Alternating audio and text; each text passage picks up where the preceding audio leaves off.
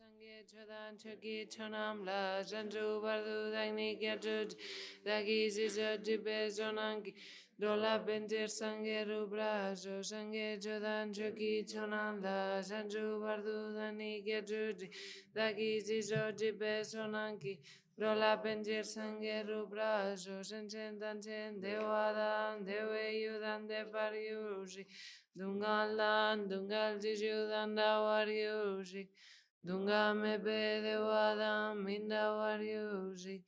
Nerin sadan dan trawetan yam lane pariuji. Balenja vela marin poche. Dagiji urpe me de zune. Kadrin sempo gonese sunte. Kusundungin odru salduzo. Nawangu lari kundidur. Rokunga zete jendon alam. Pende pendu barwetri lechen. Sampe wanji alboşaten so tu deño sok nada quien sega sagielu dojo gigerjoje se sangon pe wangi udrodruji tu que kujetin letarjinjo Sashi pushi sushi metodam riralin sinye dempad sange shindu mite purwashi rokunanda jila joba so sensen angi sampada loyi sherashi tawa jechunto mote payi choki korlo korduso.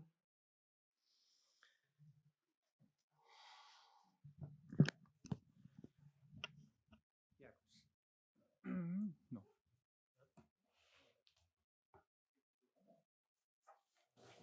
Hello? Now, yes. Yeah, so good afternoon. So we are still in the topic of Madhyamika, in Tibetan Uma, and there are two translations for that term, Uma.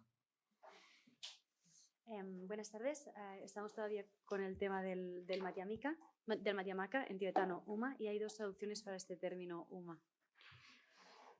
Like U is definitely center or middle. Uno es claramente centro o medio. And Ma could be mother or could be a negation, like not. So it could be like middle mother or not middle. U era centro y Ma podría ser o madre o una negación. Entonces podría referirse a la madre del medio o no medio. We are missing Laura, right? She's there. Yeah. So when we look at the first one, the mother thing, so we know that, I guess from Prajna Paramita, you know, the great wisdom mother or the mother of wisdom. Y el primero de estas traducciones como madre nos puede sonar por la Prajna Paramita, que es la madre de la gran sabiduría.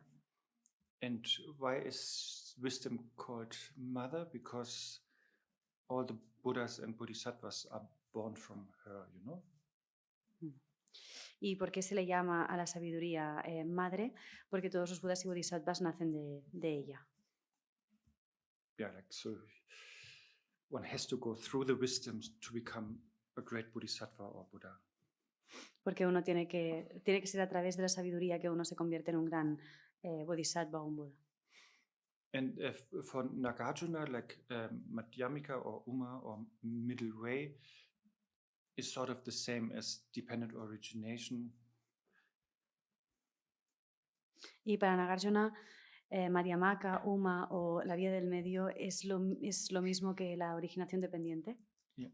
And when we look at the middle way or the word middle way, then it seems to suggest that we are finding the middle between two extremes. Y cuando miramos la expresión el camino del medio, parece que estamos encontrando un medio entre dos extremos. And yeah, the Bodhisattva path, conduct, meditation, view, result, everything is beyond extremes.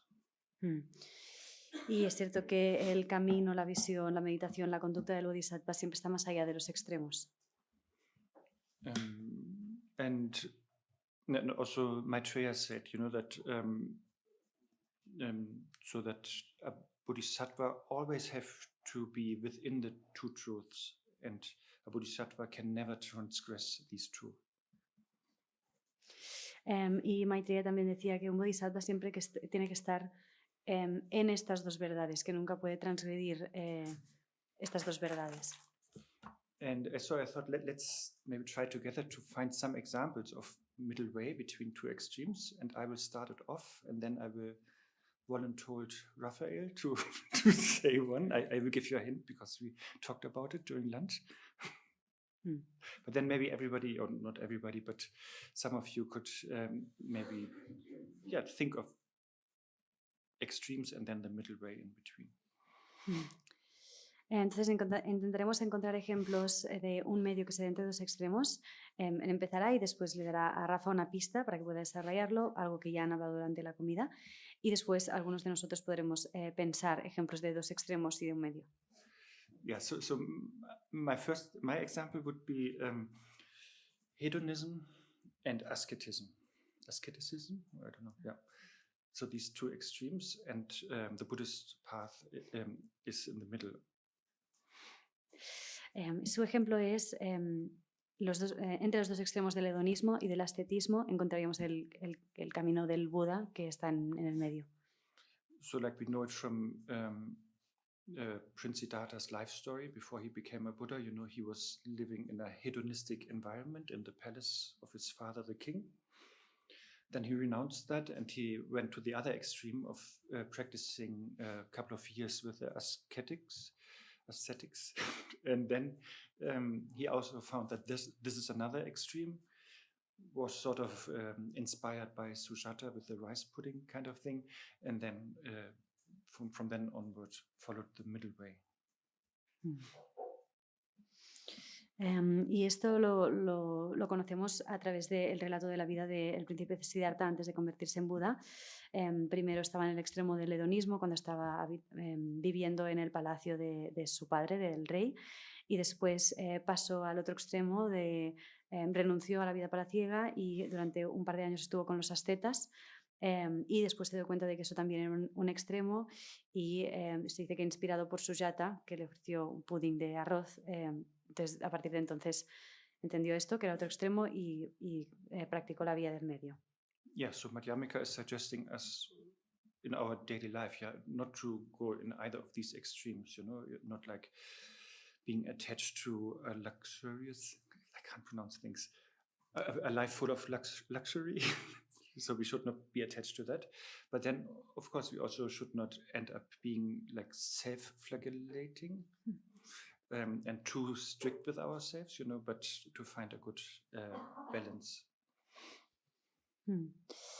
Y el camino del medio nos recomienda que encontremos este tipo de equilibrio también en nuestra vida cotidiana, que no estemos demasiado apegados a una vida dedicada como a los lujos, pero tampoco acabemos en el extremo de la autoflagelación, siendo demasiado estrictos con nosotros mismos, sino encontrando un cierto equilibrio.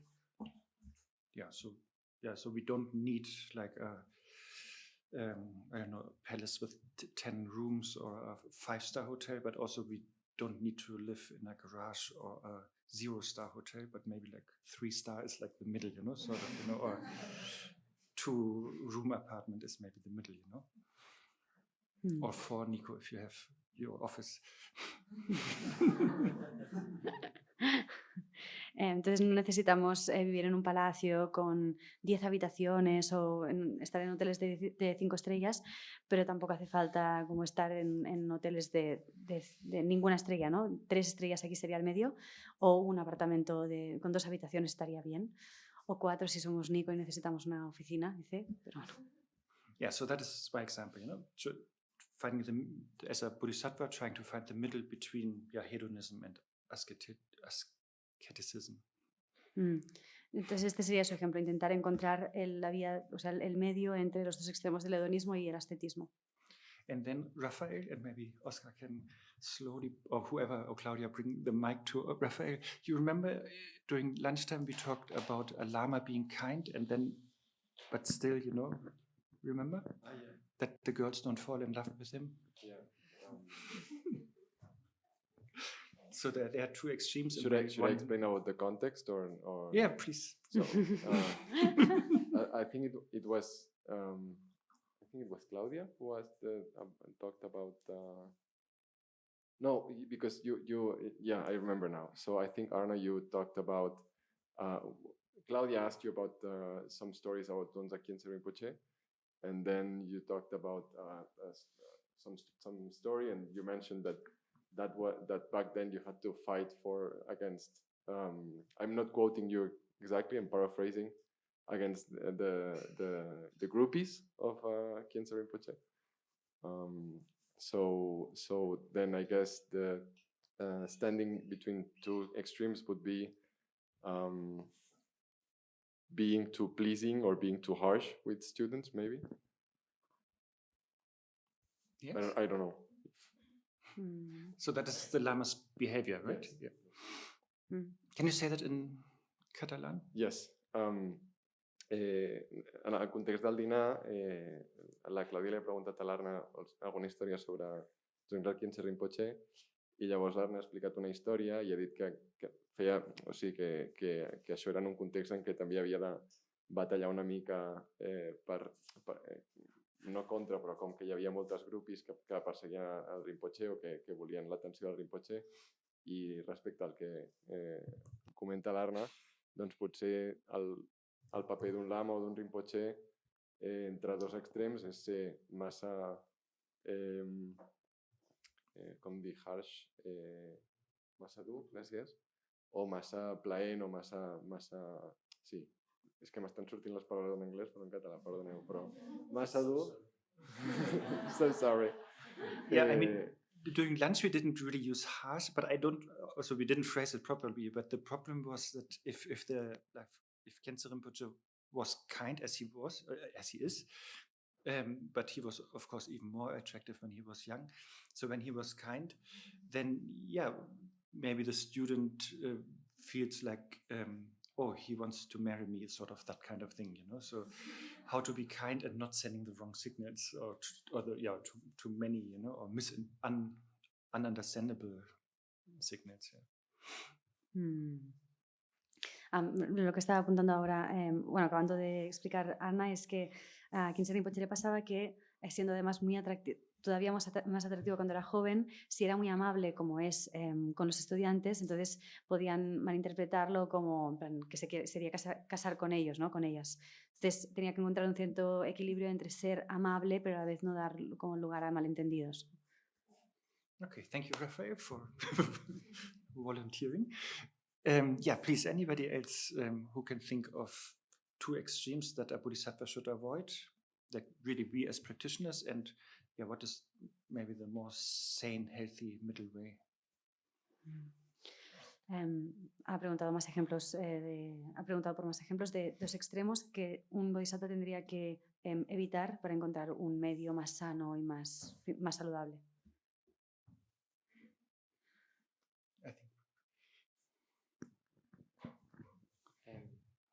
Between being like too active and too passive, to be assertive. I don't know if it's correct in English. Like, yes.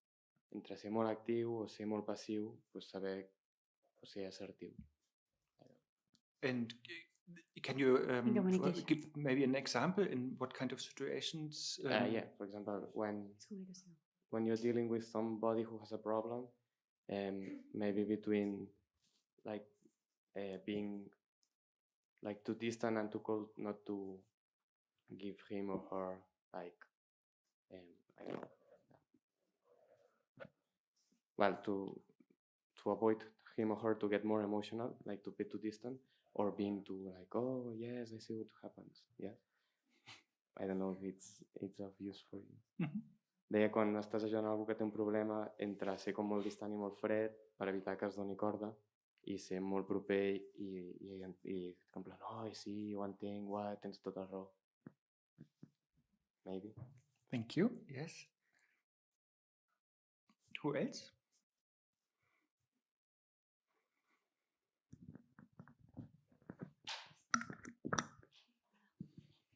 Maybe between being very obsessed with rituals and conduct or not caring at all about them, like two extremes that you should understand why they are important, but not the like the objective. Mhm. Deia que entre obsessionar-se com amb els rituals i bueno, aquest tipus de conducta i també entre passar d'ells per pensar que no són res importants, doncs tentar al mig. Thank you.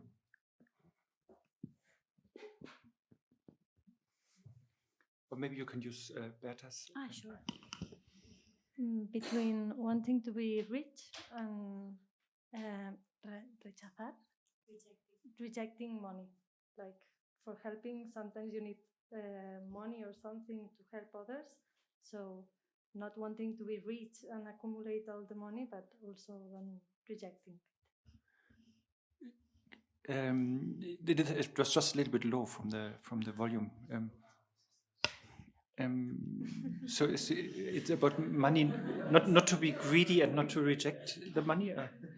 Exactly. Not to be greedy and not to reject money like a priori. Mm-hmm. And she said to help others, sometimes you need resources, which is like a healthy relationship with money or resources. Yeah, I think it's sort of related to also my example, right? If yes, our aim is not to be super rich and is also not to be super poor, but yeah, maybe to find the middle way that we can sustain ourselves and be of benefit for others. Yes. Thank you. Bueno, lo que ha dicho Arne, es acabado de formular lo que está diciendo Laia, que se parecía al ejemplo que ha dado antes del hotel. Es nuestro objetivo no es ser muy ricos ni tampoco ser totalmente pobres, sino podernos sostener y ser de beneficios para los demás. Gloria, creo. Super. Between being, I look for it because I don't know, boldness, temerario, and coward. Between cowardly and recklessness or something like that, you finding the way to be brave would be the middle way. Temeridad. And how would you describe the middle way? Did you say brave? Or? Yes. Yeah. Being brave, not coward, not es que temerario en inglés. ¿Cómo es? Reckless, exacto. Reckless. Mm-hmm. Reckless. Thank you.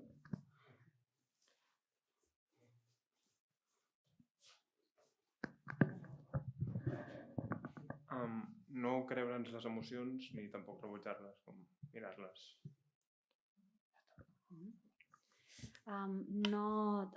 Not giving complete credit to our emotions, but at the same time not rejecting them, so being able to observe them. Yeah, cool. Yeah, that is the typical meditation advice, right? Yeah, not nourishing, but also not pushing them away. Yeah, it's the same. Yeah. Thank you. Who else?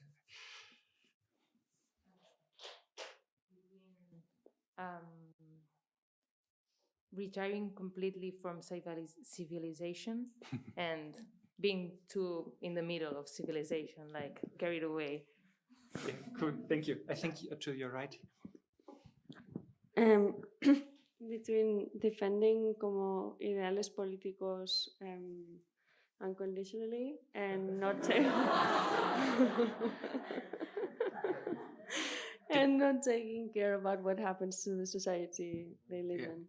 I think the first extreme I didn't hear. No, because defender ideales políticos, ¿cómo se dice ideales políticos? Yeah, ideals, political ideals, fervorosamente. And maybe you can give it to Nico, because maybe a guitar string could inspire two extremes. A string of a guitar.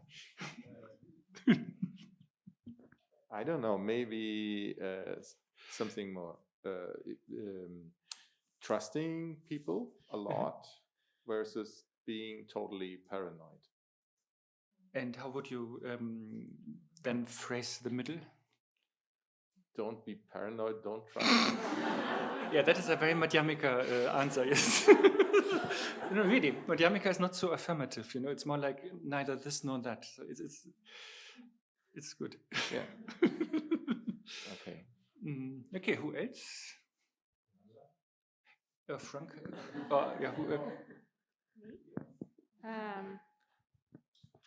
Only if you want. I guess between zero and infinity, like the emptiness and like an absolute, I guess. I don't know. I just improvised. The middle between emptiness and absolute?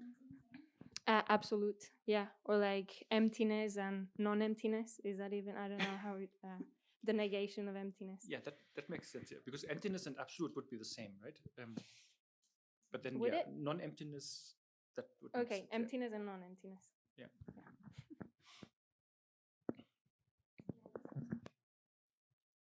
I think Frank was raised.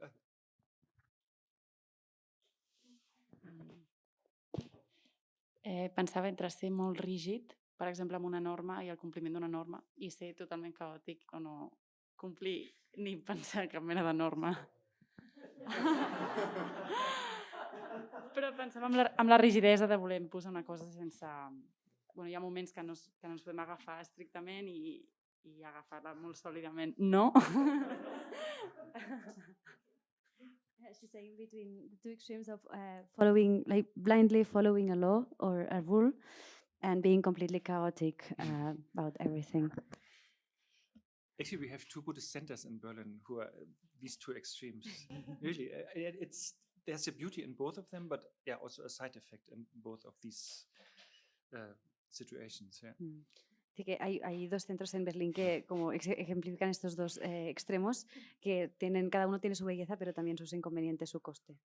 Really, the one center is, Raphael will understand the innuendo. The Lama is always saying, "Why not?" And everything is very chaotic, but still, it's great, you know. And you feel very welcome there, and there's no hierarchy at all. It's really beautiful. But then, yeah, it's really chaotic, and nobody knows who's doing what. And the other center is like super structured, a lot of strict hierarchies, and it's working very well like that too, but it's a little bit stiff, you know. So, yeah, it would be nice if they could be in unions. En un centro, el lama está diciendo todo el rato por qué no, y todo es muy, o sea, y a la vez te sientes muy bien, te sientes como muy bien acogido, pero todo es muy caótico, no hay ningún tipo de jerarquía y nadie sabe muy bien quién hace qué. Y en el otro centro todo está súper bien estructurado y hay como jerarquías muy claras y funciona bien, pero a veces un poco rígido y que sería maravilloso que se pudieran unir. Frank? I guess my point is somehow to build on Ellie's about how to take too seriously what is a virtuous action or not.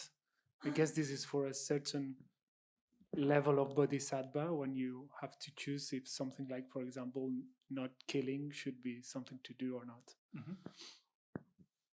So not taking it too seriously, and the other extreme? No, taking it too seriously. Exactly. The other extreme? So take it just as it is written and say, okay, this is how I need to do it. Every time, but you need to apply some wisdom because sometimes there's some exceptions that make you do certain things that could look like non-virtuous or non-valid. And could you mention both extremes? So one extreme would be like being very dogmatic, and the other one? Well, maybe not being dogmatic at all. By saying, okay, I have the flag of the bodhichitta and everything is kind of wisdom, but not really well understood. Yeah, maybe like too careless or something. Exactly. Thank you. Sí, perdoneu. No, volia dir que lligat amb el punt que deia la Eli, si quan mirem el que se suposa que és un acte virtuós o no, com treure la vida d'un altre ésser o fer-li mal, ens ho prenem com a sencer i potser hi ha casos excepcionals on sí que aplicant saviesa doncs això es pot fer i que també crec que és per un cert nivell de pràctica i de bodhisattva, potser no per als que són principiants. Thank you. Anybody else? Okay. There,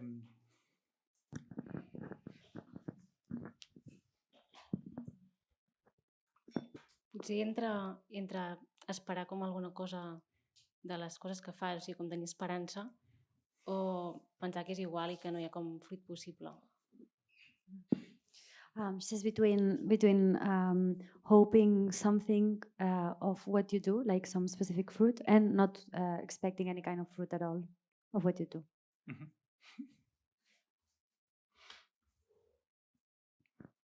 Okay. Jana. Potser també ser incapaç de demanar ajuda per orgull o demanar ajuda per qualsevol cosa. One extreme is not being able, because of being too proud, not being able of asking for help, and the other extreme is asking for help for anything. Yeah. You wanted to say something? Yeah. Maybe it's similar, but it's in thinking about my kids, maybe, but it can be with other sentient beings. But when you want to protect them too much, or you're thinking sometimes that they have to live their life and fall and learning like this, and sometimes you have to choose what to do. Well, the middle way. Yeah, thank you. Can you say it in your language? En català. Yeah. Perdó. Doncs això, que em pensava amb els nens, però també podria ser amb qualsevol altre ésser sentint, doncs que a vegades has d'escollir entre protegir-los massa o deixar-los que caiguin i aprenguin sols i trobar el punt del mig d'equilibri, seria això. Okay, cool. Yeah, thank you, everyone. I think if one wants, maybe one can really, in all these examples, find that the one extreme is a little bit too much in the direction of solidifying or overdoing it, making it too solid, or overdoing it, taking it too important, clinging too much. And then the other extreme would be like to being too careless, not holding it enough, and being maybe neglecting, underdoing it. Entonces, dice que podemos ver en todos estos ejemplos que hay uno de los extremos que tiende hacia una dirección de solidificar demasiado lo que está pasando o apegarnos demasiado a ello o hacer de más, dar demasiada importancia a lo que sea que nos ocupe, y en otro extremo es hay como una falta de cuidado, de no sostener lo que ocurre, de negligir o de hacer demasiado poco. And I think one can therefore relate all of them to relative and absolute truth. Like if one is too much to the side of relative truth, then everything becomes too solid, dogmatic, too important. And one is clinging too much and overdoing it too much because it's too big it's too big kind of a deal, sort of, for one to say. One makes a big deal out of everything. Entonces, cree que esto se puede relacionar con la verdad absoluta y la verdad relativa. Por ejemplo, si alguien tiende demasiado hacia este aspecto relativo, acabará siendo dogmático o solidificando demasiado las cosas o dándoles demasiada importancia, apegándose a ellas, haciendo como un gran tema de todo, ¿no? I forgot, of course, I can't remember all examples, but maybe one makes a too big deal of emotions or of money or of helping or of rules. Yeah, and maybe whoever said an example remembers there. So that is like being too much on the side of the relative truth. Entonces no puede recordar todos los ejemplos, pero sí que muchos de ellos había este aspecto de hacer como de darle demasiada importancia o hacer un tema de las emociones o de la ayuda o del dinero o de las normas, y esto implica estar demasiado decantado hacia el lado de la verdad relativa. Yeah, and then if one is too much on the absolute side, like one-sidedly on that, then one is too careless and even letting go the good things, and what was there? Having too little solidity, sort of, there's too much nothingness, sort of, or those things. Y quien tiene este sesgo o cae hacia el extremo de lo absoluto puede ser que no sea capaz de cuidar las cosas, que incluso suelte las cosas positivas, que no tenga suficiente solidez, que haya demasiada nada en su actitud. Bueno, Yeah, so therefore the Madhyamika advice would be to always check one's own mind state or behavior or action, and then to see if one is falling into one of those two extremes. Do I make a too big kind of deal out of things? Do I cling too much? Do I solidify too much? Do I focus too much also, limit things too much? Or do I do the opposite, do I let go of things that are actually good, or do I be too careless, or too too little structure, too little solidity, Entonces, el consejo del Madhyamika sería que siempre estemos examinando nuestra mente para ver nuestro estado mental, nuestra conducta, nuestras acciones, para ver si estamos cayendo en alguno de estos extremos, si estamos haciendo como un tema de todo, o si estamos solidificando demasiado, o incluso enfocándonos demasiado, limitando demasiado las cosas, o si estamos haciendo lo opuesto, que es, pues, estamos soltando un poco todo, que no estemos cuidando, que falte estructura y falte solidez. Yeah, in the end, it's really like for the Bodhisattva to sort of live in that paradox, trying to be caring and, maybe that's wrong, to live, so the Bodhisattva has always to find the middle way and not overdoing one of these things. And the Bodhisattva needs to live in the paradox of not taking things too important, but also not to taking things for too less important. Entonces, para un bodhisattva tiene que siempre encontrar este equilibrio entre no tender demasiado hacia ninguno de estos dos extremos, y tiene que vivir en esta paradoja de no dar demasiada importancia a las cosas, pero tampoco demasiada poca. Yeah, and that also, of course, applies in meditation, but when we look at the relative and absolute truth, then we practice really on both levels. We are compassionate, yes, on the relative truth level, but then we don't make a dogma out of it, but we are already also having the wisdom and the playfulness that comes with the wisdom and the view of the illusory nature of everything, so that it's not getting too solid and we have too much expectations and too much ambitions and then too much frustrations. Entonces esto se puede aplicar a la meditación, pero no solo. En toda nuestra práctica tenemos que estar practicando atendiendo a estos dos niveles a la vez, de lo relativo y lo absoluto. Por ejemplo, a nivel relativo tenemos que ser compasivos, pero a nivel absoluto no ir creando dogmas, ¿no? Y mantener siempre esta actitud sabia, que a la vez va con una actitud como de juego, ¿no? Y también recordar esta naturaleza ilusoria de las cosas, que no las convierte en algo demasiado sólido, que no alimente las expectativas, las ambiciones y por lo tanto también las frustraciones. Yes, and then on the absolute side, we try to have the wisdom and the mental spaciousness and openness, but then that should not be so much that we become totally careless, and nihilistic and or even depressed, and that we forget of the importance of the relative world and of the feelings and sufferings of people, Entonces, por el lado absoluto, intentamos mantener siempre la sabiduría y la espaciosidad mental, pero sin convertirnos en personas totalmente poco cuidadosas ni listas, incluso como deprimidas, que olvidan esta parte relativa y las emociones, los sufrimientos y las necesidades de la gente. Yeah, that was actually supposed to be the homework, to watch one's mind over a couple of hours. But please feel free to do that anyway, every day.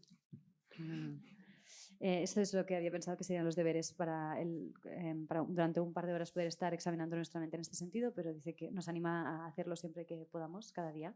Yeah, like it's also, I think, a good sort of framework, to make good decisions, to have always these both extremes, possible extremes in mind, and then finding we say in German, golden middle way, Y creo que además es un buen marco para poder tomar buenas decisiones, intentar siempre considerar estos dos posibles extremos y entonces encontrar, dice que en alemán dicen, este camino del medio dorado. Okay, so thank you for joining that. And so that is when we look more sort of from a relative perspective. what middle way means, you know, and when we talk about Uma, like the mother of wisdom, but then Uma can be also translated as like not even the middle, because the ma can be a negation. Entonces, gracias por participar. Entonces, dice que esto lo hemos estado viendo sobre todo desde el punto de vista, la perspectiva de lo relativo, que es una forma de entender qué significa este camino del medio, entendiendo Uma como la madre de la sabiduría, pero también se puede traducir Uma como ni siquiera el medio, porque esto ma puede implicar una negación. And the idea is that from Madhyamika point of view, both extremes are actually not truly existent anyway. So if you don't have these two reference points, then you don't have a middle, you know, like, because middle depends on left and right, for example. Entonces, la idea es básicamente que desde el punto de vista del Madhyamaka, estos dos extremos tampoco tienen naturaleza verdadera, porque en todo caso, si perdemos estos dos puntos de referencia, tampoco, entonces no hay ni siquiera el medio, ¿no? Porque en todo caso el medio depende de estos dos lados, de, por ejemplo, la izquierda y la derecha. But then it's more about how things are, you know, like it's and without reference points, you know. Que entonces esto va más de cómo son las cosas sin más, sin referencias. I was thinking of a good example, but maybe you have a better one. But I was thinking, like, usually maybe, I don't know if you do that in Spanish also, but Australia we call down under. Oh. You say that? Yes. I mean, in English we say that, but I don't know if you have No. that in Spanish also. No. Down under. I mean, that's the English expression for Australia. Yes, we have equivalent. Las antípodas, es verdad. What does it literally mean? What is at the other side of where you are? Like at the opposite point. Yeah, but that is nicer, just the other side, you know. But in English it's really down under, and that means you think you are up there, you know? And that is just so America great again-ish, you know. Okay. Dice que tiene un buen ejemplo de eso, que es que dice que quizás tenemos otro mejor, pero por ejemplo, ellos se refieren a Australia como lo que está debajo. Y nosotros hemos dicho, tenemos un equivalente que son las antípodas, pero esto solo significa que están en el otro lado donde nosotros estamos, pero no implica que nosotros estemos por arriba, no por encima. Yeah, I'm not sure if that is geographically totally correct, but let's say we are here in Kasavirupa and then somebody is in Australia, so we are up here, sort of, we think, we think, oh, he is down there, you know, down under in Australia, and we think we are up here in Kasavirupa, and then we think, oh, the people in Bangkok, they're in the middle, sort of, you know. I mean, that would be the implication of thinking Australia is down under. Entonces, por ejemplo, si entendemos que nosotros estamos aquí en Kasavirupa y decimos que estamos aquí arriba y entendemos que alguien que está en Australia está ahí abajo, esto implicaría que alguien en Bangkok está en el medio. Really, please have a better example, you know, but I think it's so absurd to think like that, because after all, it's a globe, you know, so it's a ball, it's a round thing. There is no up and down anyway. It's rotating all the time and then moving, and then in the context of the whole universe, you know, there is no actually reference point or end somewhere. So therefore, down doesn't make sense from the larger point of view. It makes only sense if you cling to your own point of view, like I'm up, you know.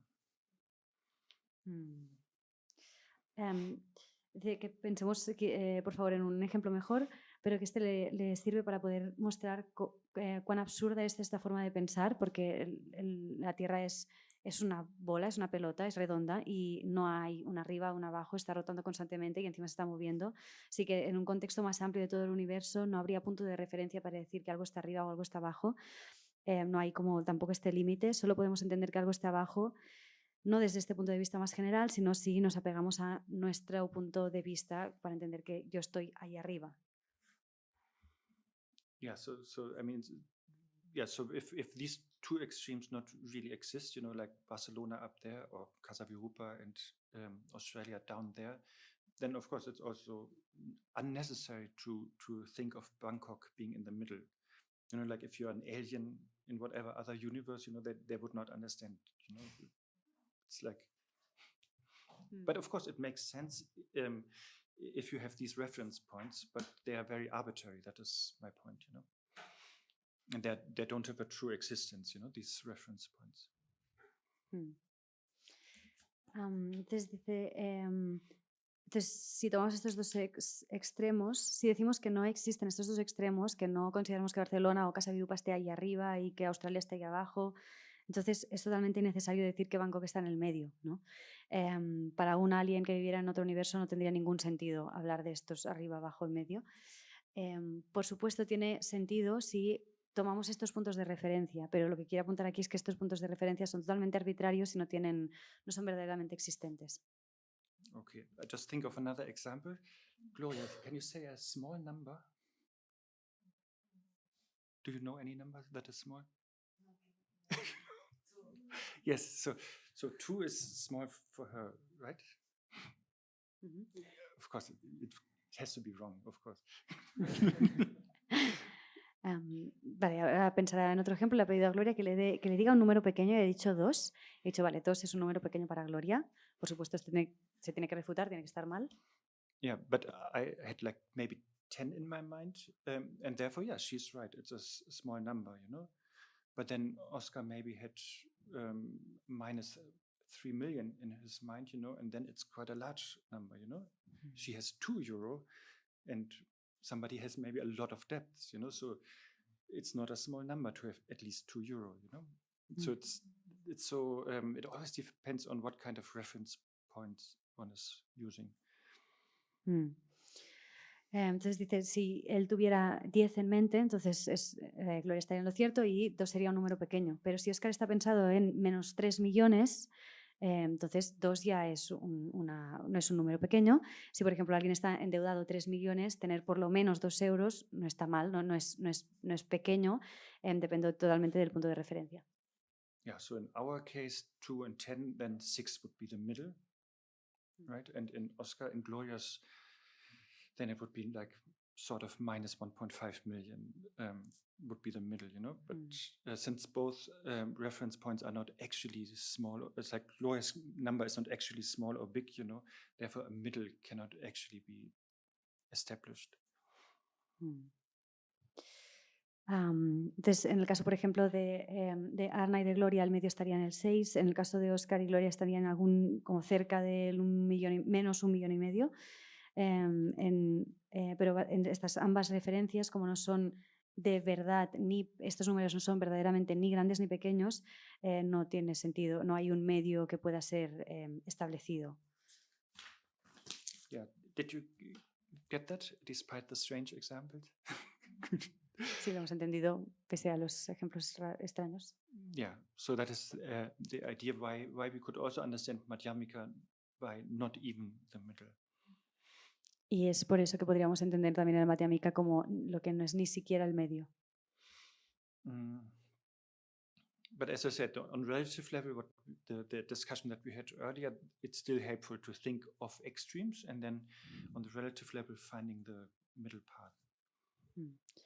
Pero de nuevo, como ya he dicho antes, a nivel relativo sí que es útil pensar en extremos e intentar buscar entre esos un punto del medio. Like I think I forgot who that was, maybe Frank. Somebody said having too much hope for something and too little hope. Who was that? Irena. Yeah. Irena. Who? Irena. Yeah. That is.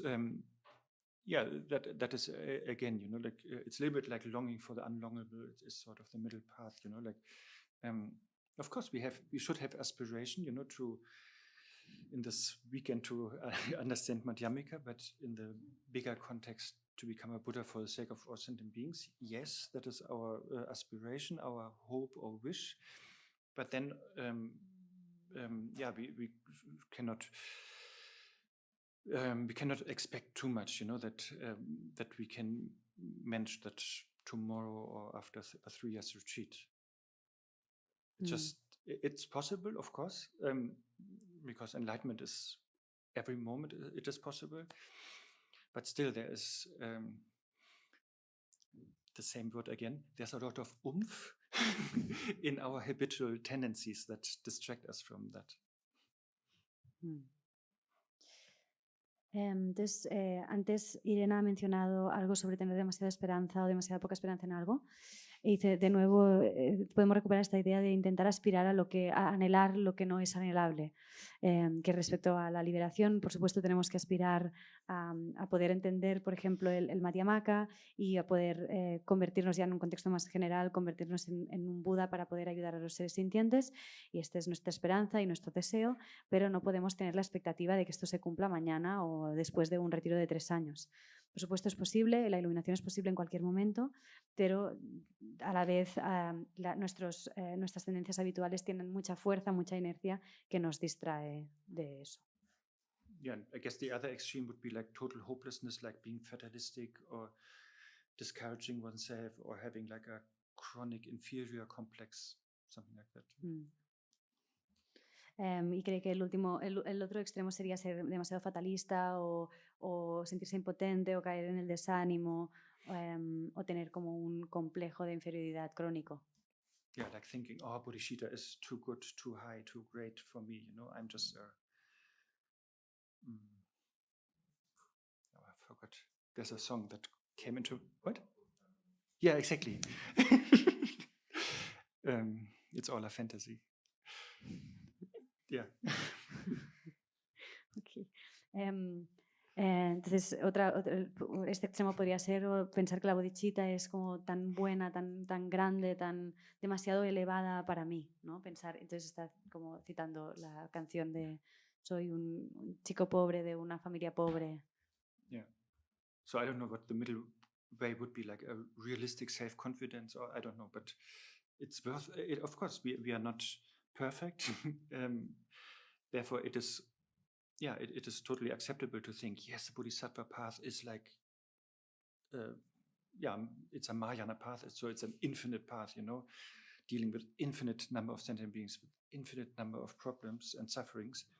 So yes, that can be discouraging, but then on the other hand, yes, we have the Buddha nature and we have the best methods and the best teachers, so it's also possible on the other hand, you know.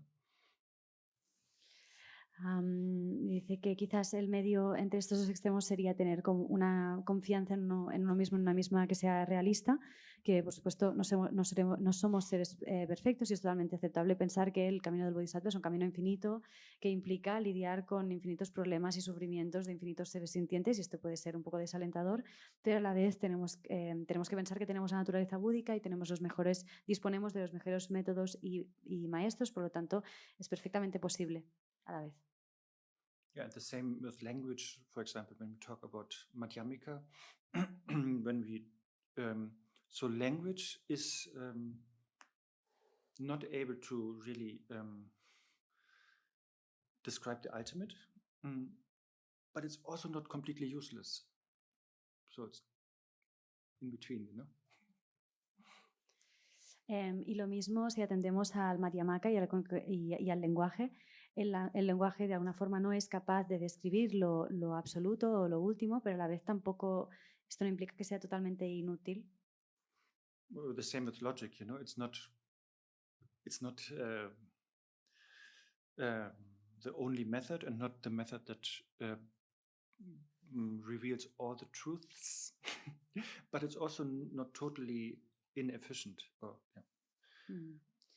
Y lo mismo podríamos decir de la lógica, no es el único método correcto y no es el que revela todas las verdades, pero a la vez tampoco no significa que no tenga ningún tipo de eficacia.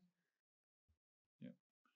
Also concepts, they are not completely bad, but also not completely good. But yeah, we have to rise above all concepts. Y lo mismo pasa con los conceptos, no es que sean completamente malos ni completamente buenos, pero tenemos que poder elevarnos o trascender los conceptos. Yeah, maybe that is a good example. So like me as a full-blown samsaric being, you know, I have very negative concepts. I don't know. Yeah, killing, stealing, lying, and all these, so I have a lot of negative concepts, and then, that is the first situation. Este sería un buen ejemplo, como un ser totalmente samsárico. Tenemos, la primera situación sería, tenemos conceptos negativos como matar, robar, mentir. And then thanks to the Buddha Dharma, I learn positive concepts, that counteract these negative ones. I've heard you like in Bodhicharyavatar group in chapter 6, so we learn patience, to counteract anger, But still, the way how I practice patience is very conceptual, and fabricated.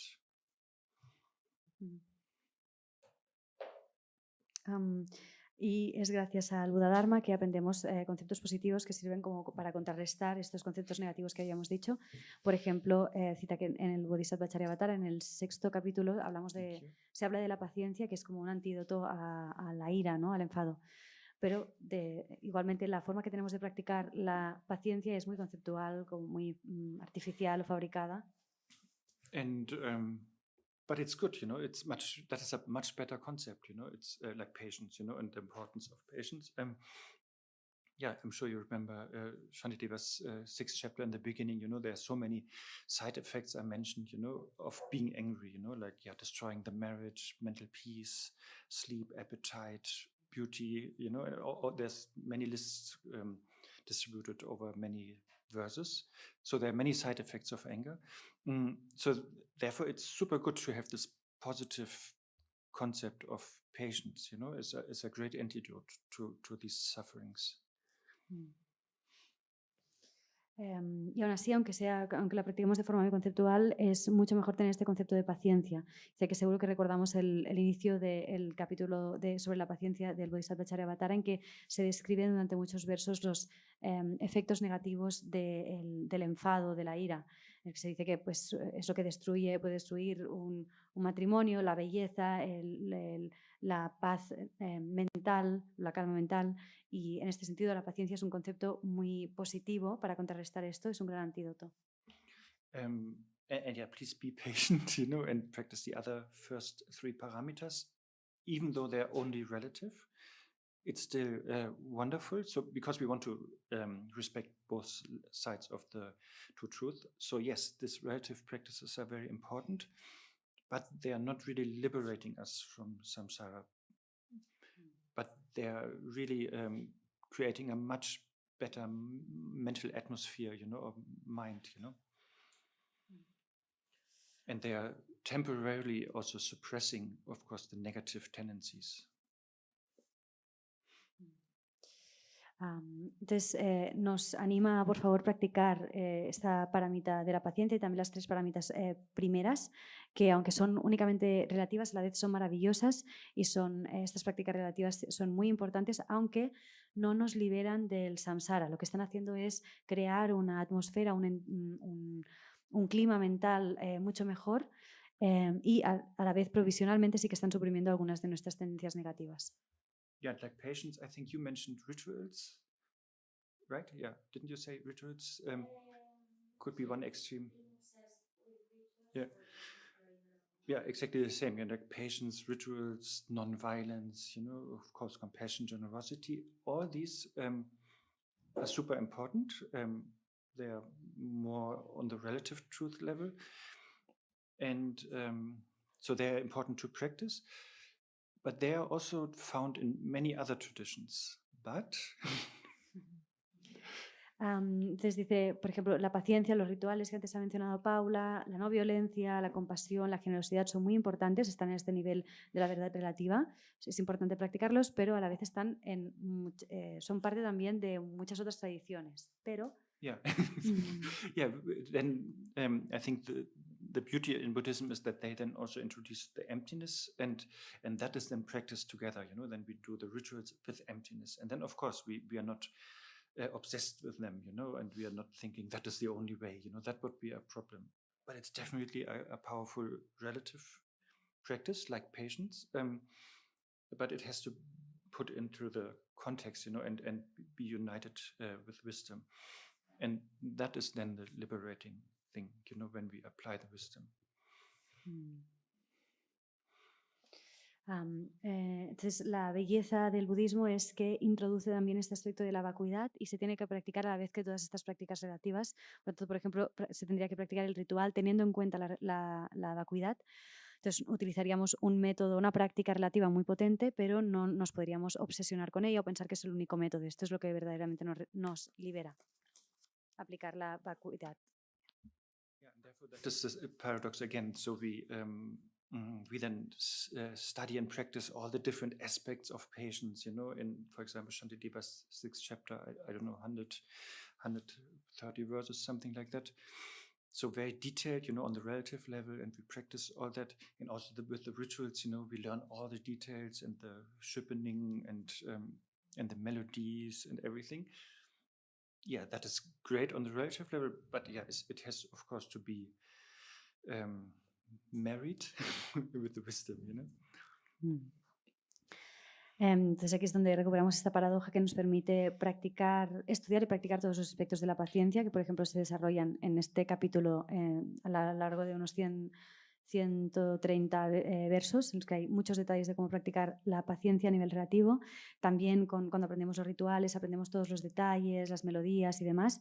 Y esto está muy bien a nivel relativo, pero tiene que ir unido, casado con la sabiduría. Yeah, and both, of course, help each other, like the more patient I am or the better I practice the rituals on a relative level, then the more my mind is able to realize wisdom, or cultivate wisdom. Y estos dos se ayudan mutuamente cuando más pacientes somos o cuando mejor practicamos los rituales a nivel relativo, más preparada está nuestra mente, más capaces de cultivar o de realizar la sabiduría. Yeah, and the more wisdom I have, of course, the easier it is to practice patience or the rituals, So, yeah, the two truths again, and yeah, they're actually not divorceable, Y cuanto más sabiduría tenemos, más fácil es practicar la paciencia o hacer bien los rituales. Son estas dos verdades que no pueden divorciarse. Any doubts or wishes? ¿Alguna duda o deseo?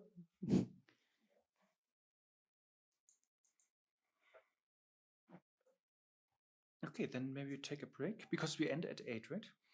Yeah, and I think outside. What? Yeah. That makes more sense. Yeah. Yes, it was 8 in the old time. Yes. Yeah, I think outside there are cookies and juice, right? And then yeah, we meet 6:20. Nos encontramos ahí 20 aquí y ahora tenemos merienda afuera. Yeah, and then take cookies, but not too many. But also not no cookie. So drink, but not too much and not nothing. Okay. Yeah, thank you. Okay, thank you. Oh, do you want to say something? No. I was thinking about the cookies. Okay.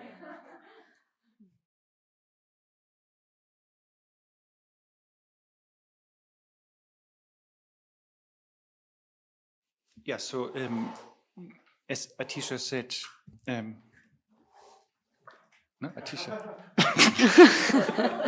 What?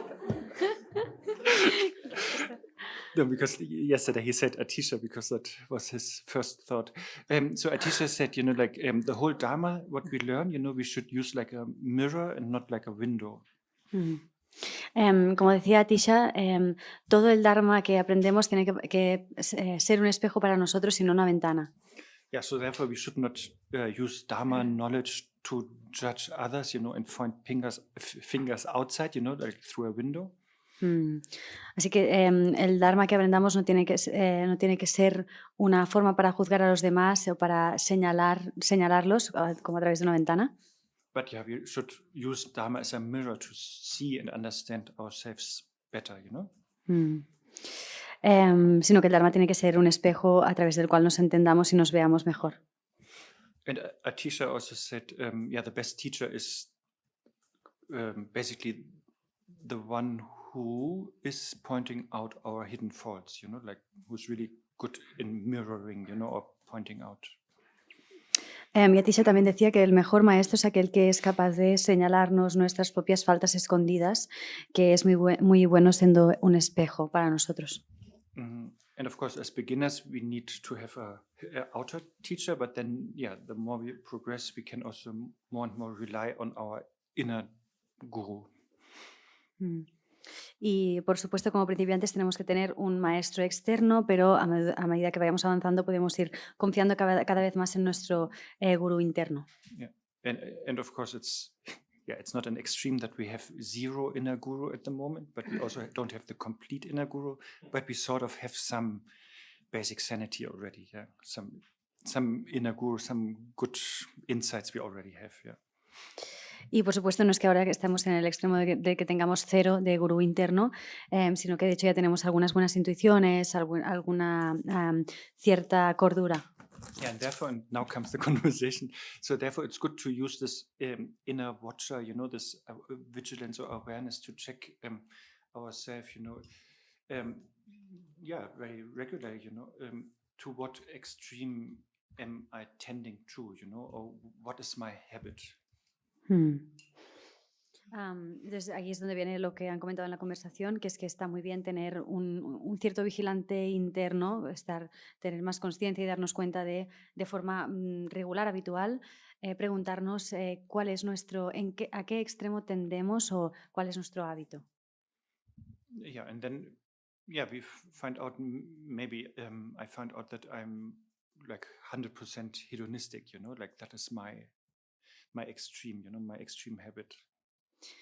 Y quizás entonces nos damos cuenta de que, por ejemplo, yo soy totalmente 100% hedonista, ¿no? Este es mi hábito, mi extremo.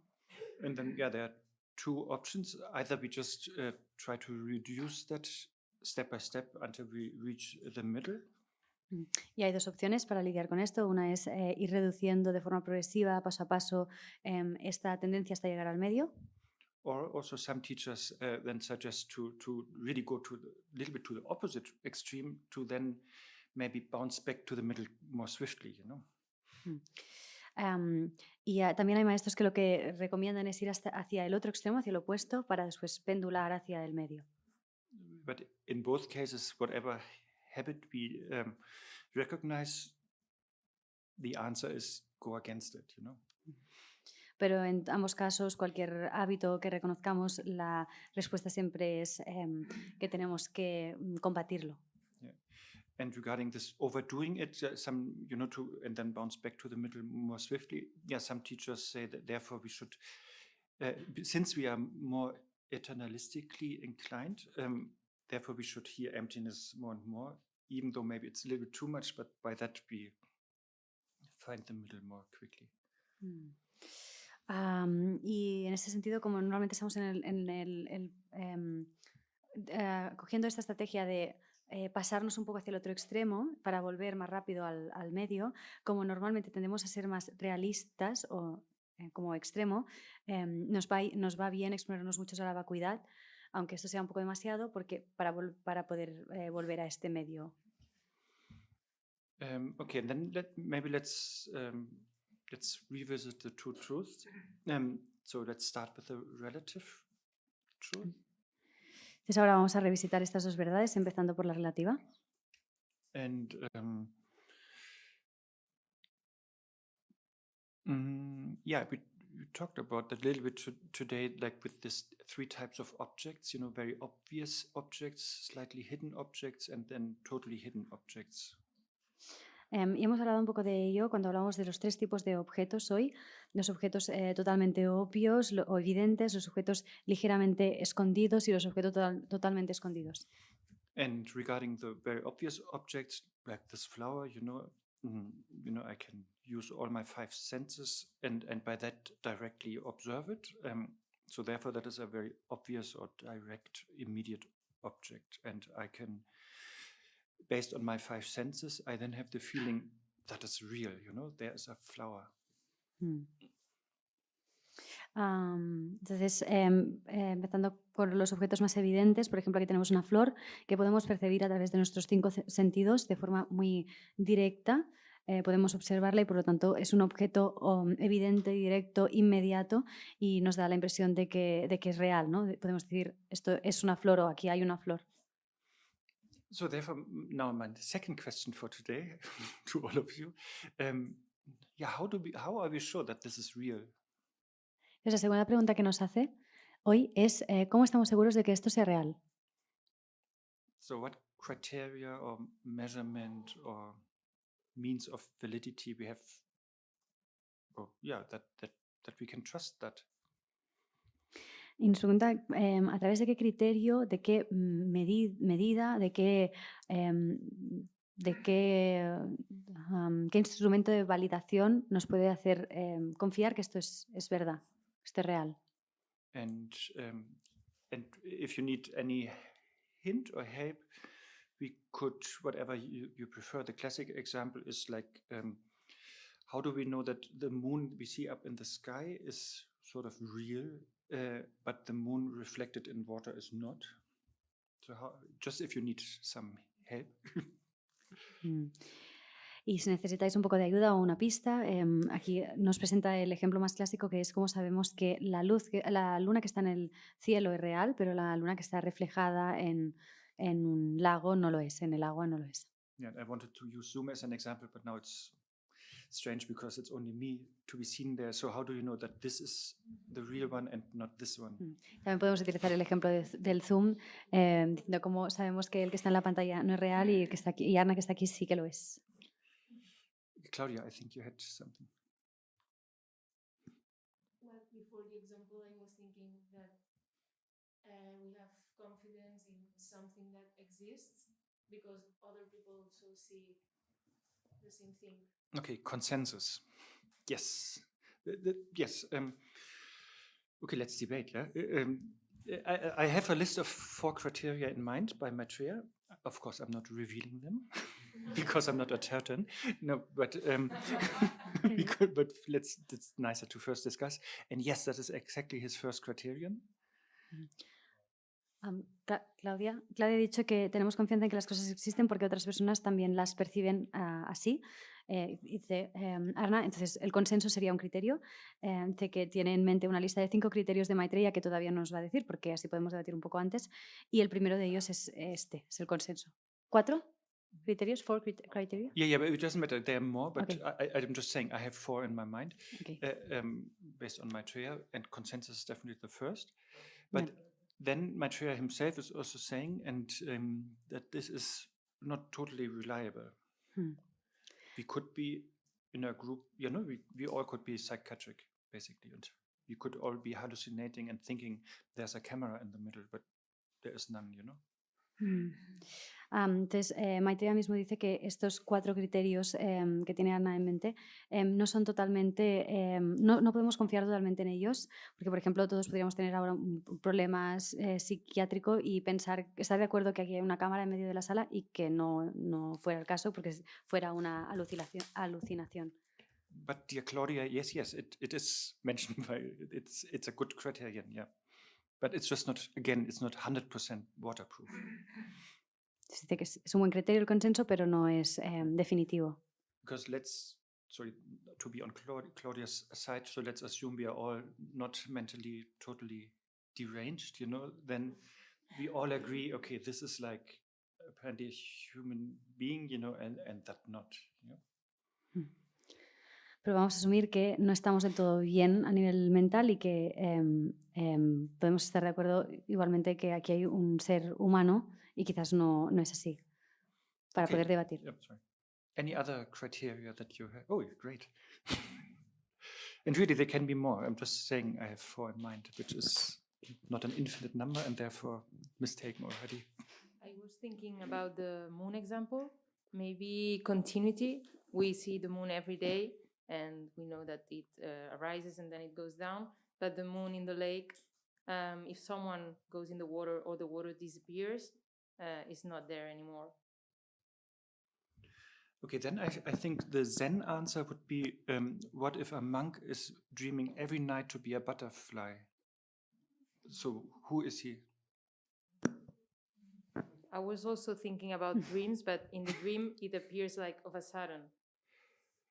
Yes, but imagine this monk, who's every night dreaming. Like, of course, it's very constructed, but let's say he's even awake 12 hours and sleeping 12 hours, and really, like, suddenly when he starts to dream, he's a butterfly, and then suddenly when he awakes, he is a monk.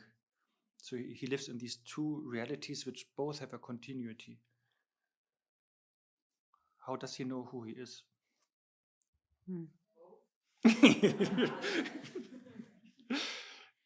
Yeah, so therefore you are saying then, but according to Claudia, consensus, we would all say he's a monk. No? Because Claudia would not agree that that butterfly is real. He tells everyone that every night he's a butterfly. Sorry? What if he tells every day when he wakes up at everyone that he's always dreaming about being a butterfly?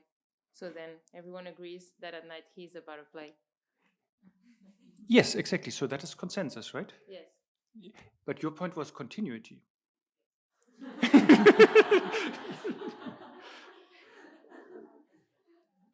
It's also, I think it's also a good criterion.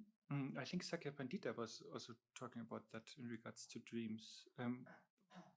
But yeah, my Zen example, I'm trying to show it's also not also not so waterproof. But yes, it seems like when we wake up that this thing here continues. Yeah. Whereas in dreams, it's, in my case, it's every day is something different. Yeah.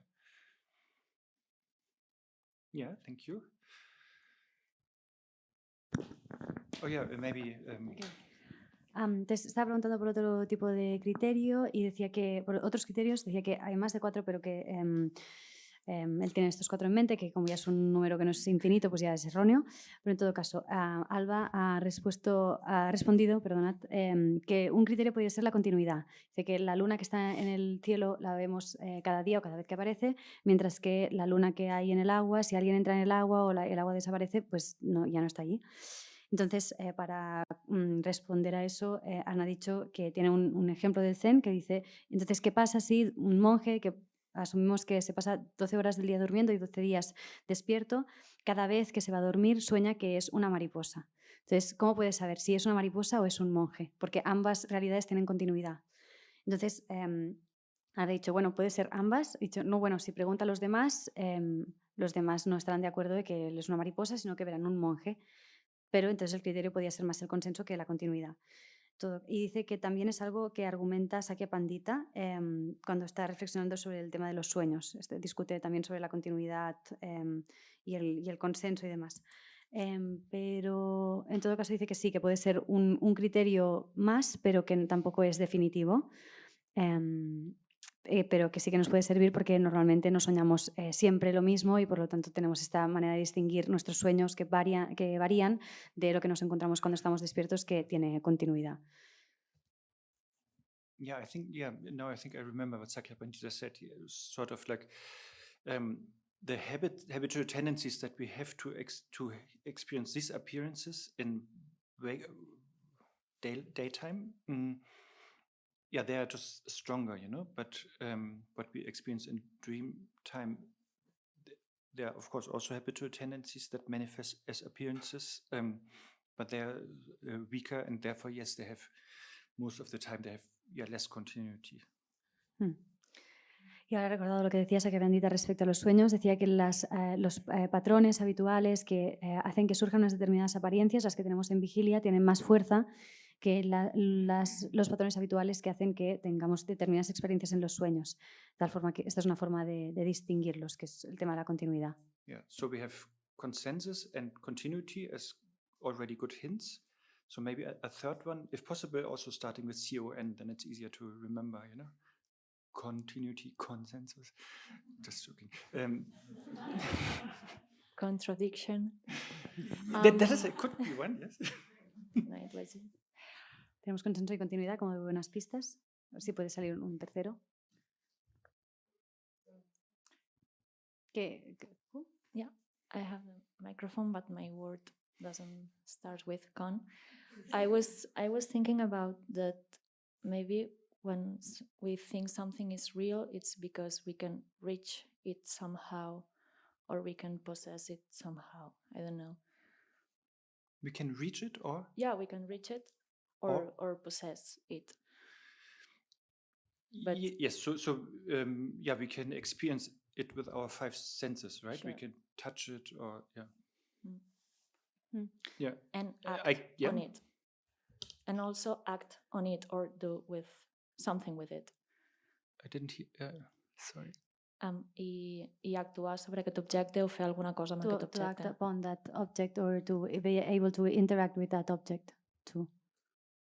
Mm-hmm. Yeah.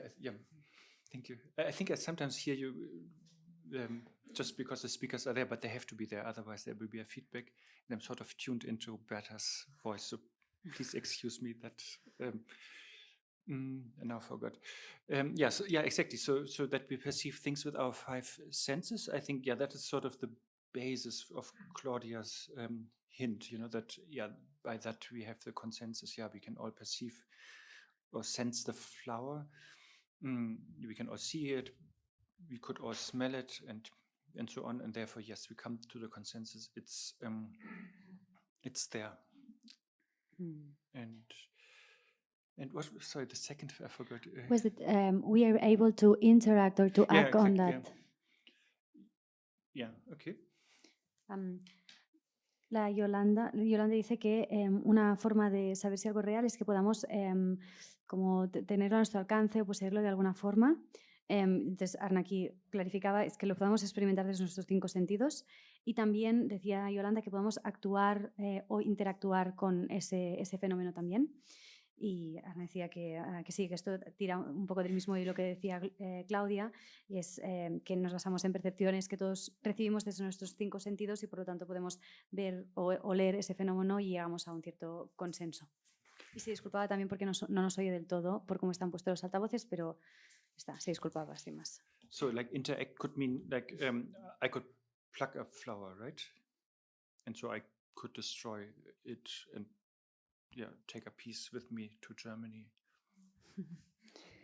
El tema de la interacción tiene que ver con eso, ¿no? Que ahora él podría arrancar una flor, destruirla o llevársela a Alemania, por ejemplo. And for example, you could take my glasses, right?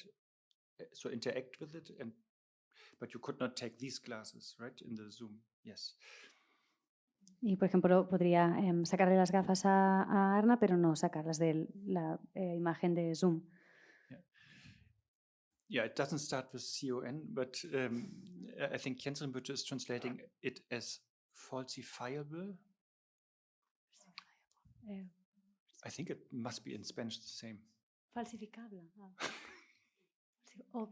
Yeah, you can dismantle it, Contradict was similar, actually. You can, but it's not really fitting, but you can deconstruct it. Deconstruct.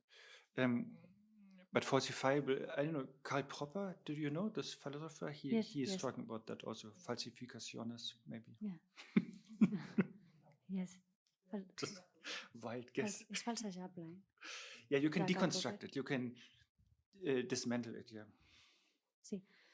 Dice que no empieza con ese criterio, pero Jens Rinpoche se refiere a esto que está diciendo ahora Yolanda y Arne, como que el fenómeno sea falseable, o que se pueda deconstruir, que se pueda desmontar, que es algo, esta idea de lo falseable es algo que también menciona Karl Popper, que es un filósofo de la ciencia. Yeah, I know you didn't only talk about destroying stuff, but interacting could also be very positive, but changing it, influencing it, Yeah, exactly. You could not, I don't know. Yeah, you could not put a head on that, properly, or on my Zoom image, but you can put a head here, properly. Sí, sabe que Yolanda no estaba solo hablando de destruir algo, sino también de interactuar de formas que también pueden ser positivas, pero en todo caso tiene que ver con influir algún tipo de cambio o tener alguna influencia sobre ese fenómeno. Por ejemplo, podemos ponerle un sombrero a Arne, pero no a la imagen del Zoom. Okay, so we have consensus. We all agree that is not real, but this one is real. We have continuity. That one might be even at dinner, but that one not, right? We can just switch it off. And yeah, we can interact and change it. Yeah. Por tanto, tenemos... Oh, yeah, and not with this one so much. Yeah. Los criterios que tenemos son el consenso, la continuidad. Dice, este Arne de aquí puede ser que lo encontremos en la cena, pero probablemente ese no, se apagará y ya se habrá ido. Y también podemos, esta parte de interacción. Yeah. But of course, interaction, we could also add some video filters, right? And then we change it, and interact with it, So, but it's again, I think, a good hint, but it's again not a complete proof. Yeah. But as you might guess from this morning, maybe there is no complete proof either. But I think next to Claudia, yeah. I was thinking an idea between Alba has said and Yolanda has said, maybe the repetition of the experience. I know it's a flower because I have seen it before. I have touched it, I have smelled it, and I know that it's a flower because I have the experience of that, and I don't know. Yes, but then if you're here in a hot Spanish summer day, you drive on a road and the air is very hot, you have a mirage and you have the experience of water because you have seen it before, but there is no water. So I'm not yet convinced. Antes decía Arne que respecto al tema de la interacción, que puede ser una buena pista, pero no tampoco definitiva, porque, por ejemplo, esta imagen de Zoom podríamos añadirle algún vídeo y de alguna forma cambiarlo o interactuar, tener algún efecto sobre ella. Entonces, por eso dice, puede ser una buena pista, pero no definitiva, pero por lo que hemos dicho por la mañana es probable que ya adivinemos que quizás no hay una pista definitiva. Entonces, Jan ha dicho que quizás se parecía a lo que ya había salido, pero que otro criterio puede ser la repetición de la experiencia, que por ejemplo ella identifica que eso es una flor porque ha tenido ya una experiencia previa de una flor, que ya la ha tocado, la ha olido y demás. Entonces, a esto respondía Arne que no está del todo convencido porque si estás en medio de un día muy caluroso en el verano en España y hay como mucho calor y polvo y vemos en algún sitio como hay un espejismo de agua, podemos decir que eso es agua porque ya hemos tenido esta experiencia previa y aún así estar equivocados. But of course, I accept that if you then maybe you just have a doubt if that is water on the road, and then you just walk there, and then if you come closer, then you either experience the water how you know it, or in the case of mirage or fata morgana, you don't, and then you are more sure what is real and what not. Yeah. So like investigation might help also. Yeah, that's my point here.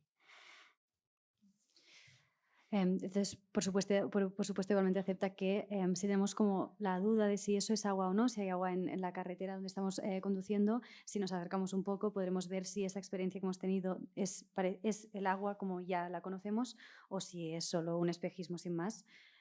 Y de esta forma, mediante la investigación, podríamos discernir si eso es real o no. Entonces, esto es lo que está apuntando aquí. Thank you. Gloria?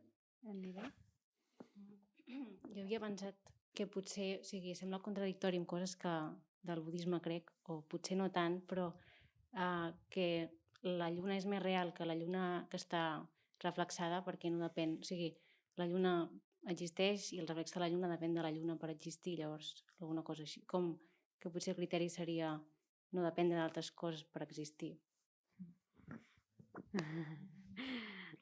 Okay, she says it may sound like contradictory to other Buddhist perspective, but she says maybe the moon in the sky is more real than the moon as a reflection, because the reflection depends on the moon to exist. So maybe one criterion for reality could be to be not independent from other things to exist. Yes, Maitreya is sort of saying similar, but a little bit just the opposite. But it's same, but completely different. But it's really same. Okay. Dice que Maitreya dice algo similar, que se parece, pero es exactamente lo contrario.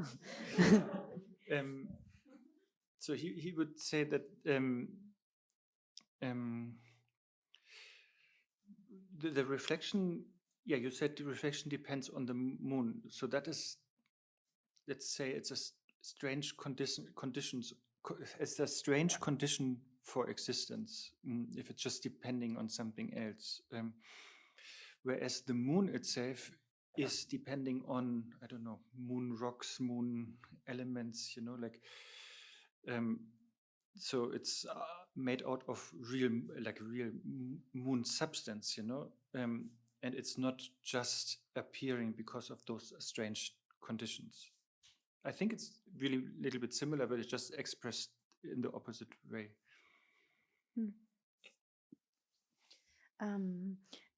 Dice que lo que diría Maitreya es que ese reflejo de la luna depende solo de la luna para existir, que es una condición rara de existencia, que en cambio la luna real depende de elementos lunares o rocas y demás para existir, o sea, de sustancias que tienen que ver con la luna y no de algo que aparezca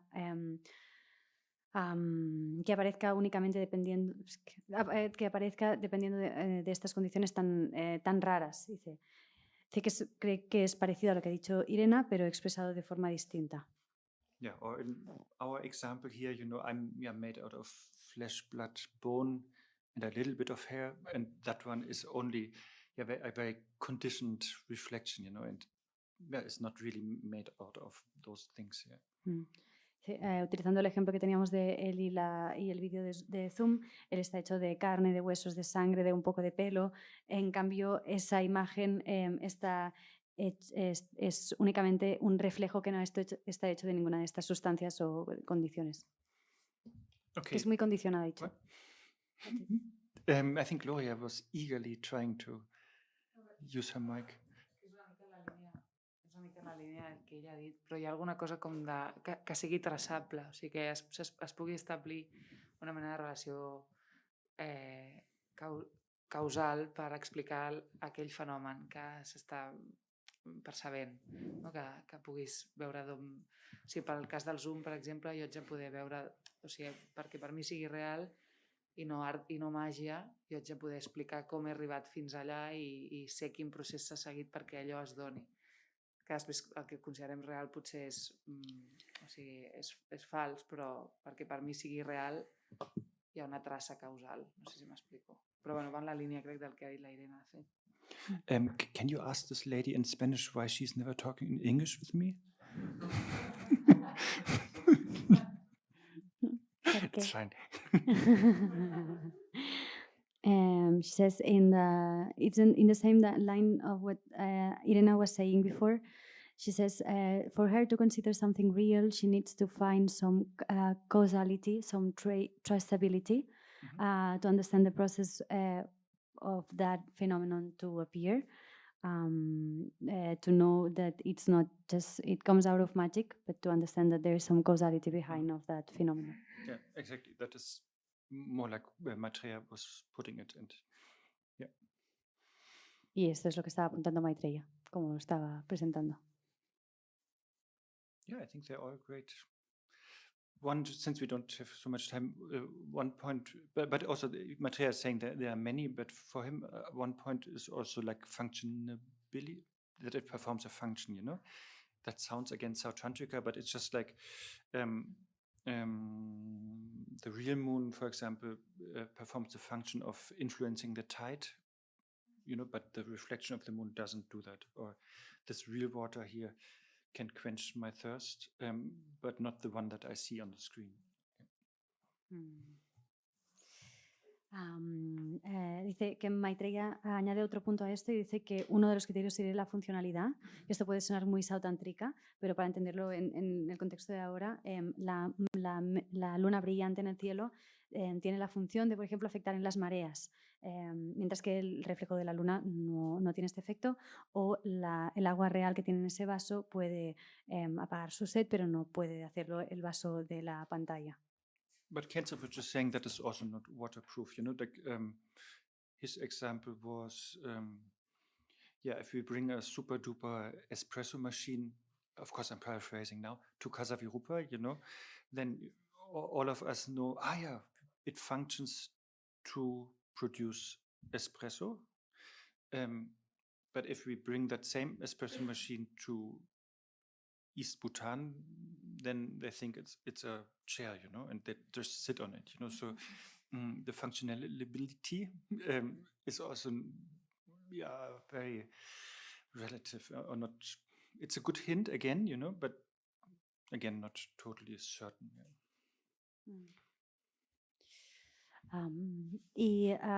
Pero aquí Khyentse Rinpoche también matiza que pone un ejemplo respecto al tema de la funcionalidad, que es que si, por ejemplo, aquí traemos a Casa Virupa, que está parafraseando una máquina de hacer café expreso como súper maravillosa, entonces aquí sabremos que, muy bien, esto tiene una función de hacer expresos. Pero si llevamos este mismo objeto al este de Bután, entenderán que es una silla y van a sentarse sobre ella. Entonces, este criterio de funcionalidad es muy relativo, de nuevo puede ser una buena pista, pero no es totalmente certero. Yeah, so to conclude, sort of, so from Madhyamika point of view, this is called the real moon in the sky, or this person sitting here is called like valid relative truth, and then the reflection or the projection in the zoom is invalid relative truth, and all these criteria that I mentioned are hints to differentiate between these two. Y para concluir, desde el punto de vista madhyamika, la luna en el cielo o esta persona que está aquí sentada se llamarían la verdad relativa válida, mientras que la proyección de esta persona o el reflejo de la luna se llaman verdades relativas inválidas. Y estos criterios que hemos ido mencionando son pistas que se dan para poder diferenciar entre ambas. And that is, even though it's only quote unquote, even though it's quote-unquote only relative truth, it is still important, as I tried to mention earlier with patience and rituals, for example, like all the suffering of other sentient beings and the compassion that we develop, the relative does matter, so, but within the relative still we have these two categories, and it's important to distinguish them properly to know what is reliable and what will confuse us more. Y ahora, recuperando cosas que ya ha dicho, lo relativo es importante, aunque solo sea el relativo es importante. Como hemos estado diciendo antes respecto a la paciencia, los rituales o el sufrimiento de los otros seres sintientes, todo esto importa. Y dentro de lo relativo encontramos estas dos categorías que también es importante poder distinguir para poder ver en qué podemos descansar y qué nos va a confundir todavía más. And maybe one last example, it will take 2 minutes, about this relative truth is like a magical show. So let's say there is a village and there is a magician, and he is producing an illusion of, I don't know, a tiger or something. Vamos a dar un último ejemplo sobre esta verdad relativa. Imaginemos que hay un espectáculo de magia, estamos en un pueblo y hay un mago y está generando la ilusión de un tigre. Then the audience, like if they are totally samsaric beings, they don't understand that this is just a reflection, that just a projection or apparition. And therefore they they're afraid of it. So that are these samsaric beings, they're totally enticed or entangled in the show, and they develop negative emotions in the case now. They maybe have hatred against the tiger or fear or whatever. Entonces vamos a asumir que esta audiencia son todos seres samsáricos que por lo tanto no van a entender que esto no es más que una aparición, que una ilusión de un tigre, y por lo tanto estarán asustados. Entonces esto es lo que sería ser un ser samsárico, que estar totalmente involucrado o atrapado en las ilusiones, en las apariencias, y por lo tanto despertar desde ahí emociones negativas como puede ser el odio hacia el tigre o el miedo. Yeah, so that is the beginning of the example to show that it's important to differentiate between what is valid relative and what is invalid relative, because samsaric beings perceive invalid relative truth as valid, and therefore they suffer. Y esto es solo un ejemplo para poder mostrar por qué es importante poder distinguir entre lo relativo que es válido y inválido, porque los seres samsáricos toman lo que es inválido como válido y entonces sufren. Whereas for the magician, him or herself, he or she is like a bhumi bodhisattva, on whatever bhumi,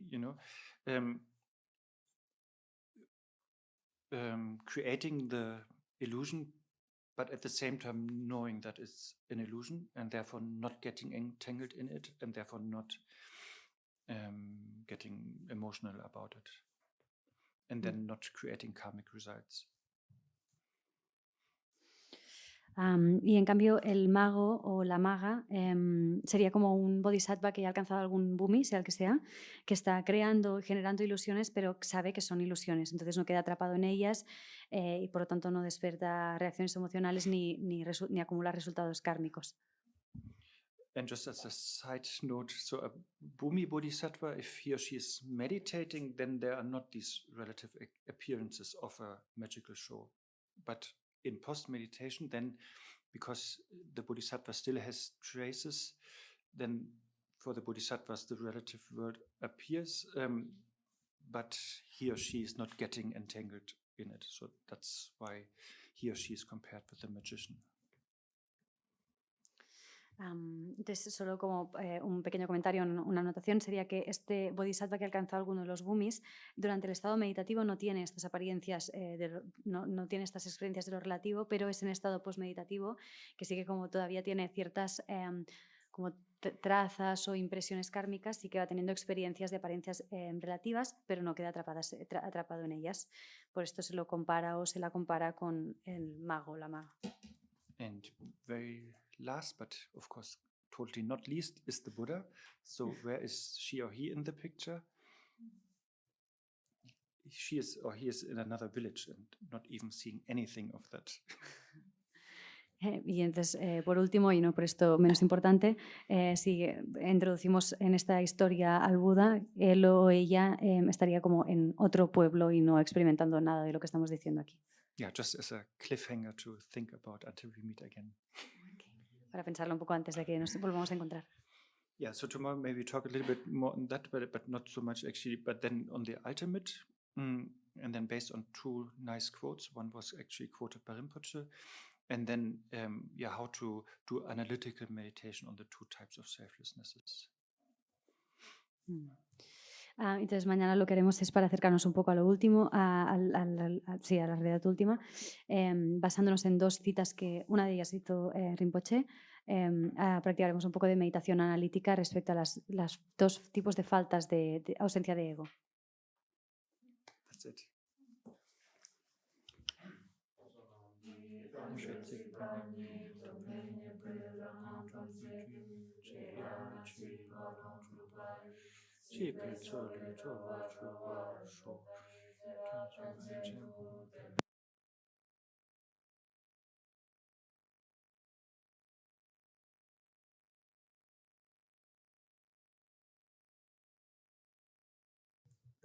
Gracias. Danke.